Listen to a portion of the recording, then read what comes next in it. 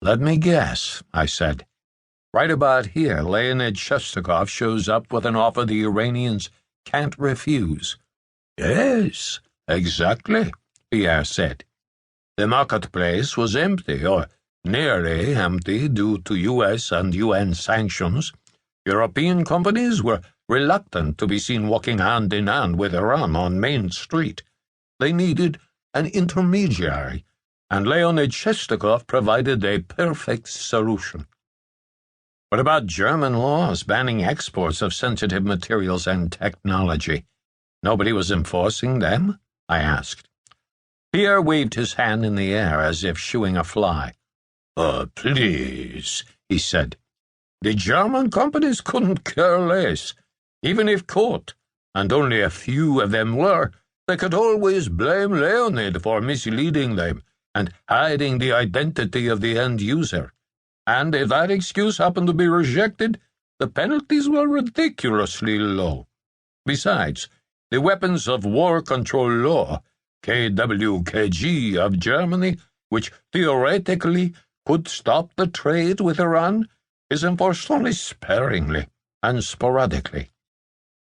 "You have to wonder what motivates these companies," I said, thinking out loud. "I mean, really, is it simply greed? Is there any other agenda?" "Dan, you know greed isn't exactly a derogatory term in the business world. Of course, they wanted to make a profit. They wanted to expand their relationships with Russian companies and, through them, with Iran. Russia is an emerging market, booming each time the price of oil goes up. Everyone rushes in to take a bite of the growing pie. The German companies fear only one thing: the U.S. government. If they are caught selling materials to Iran, they can kiss goodbye any chance of ever doing business in the U.S. And for the big German companies, we're not talking Adolph's Plumbing Supplies here. That is one huge deterrent. So they feel comfortable selling to Leonid Shestakov, who promises that the goods will end up in the Russian markets, knowing full well that the end user is in Iran." "They could always say they didn't know," I said. "Right," he said bitterly. "They didn't know, merde. Like hell they didn't." Pierre stopped. "Well, go on," I urged him. "Then have the agency file a formal request. I can't say anything else." He was right, of course, and I dedicated the rest of the time with Pierre listening to his funny stories, all crude, about the women he had conquered and those he was about to conquer, using language that would make a Bangkok pimp blush. "One final query," I said. "The Boucher reactor is intended to generate electricity, not nuclear bombs, so why all the fuss?"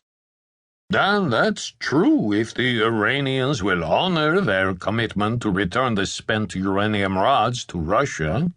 What if they refuse? The Russians will send their army to retrieve them? The real risk is the plants in Natanz and Iraq, which are meant to facilitate the manufacture of the bomb.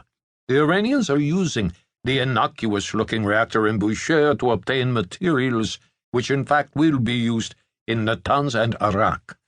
And of course, there is always the experience gained by Iranian scientists in operating a nuclear reactor. That experience could be used later in building a bomb."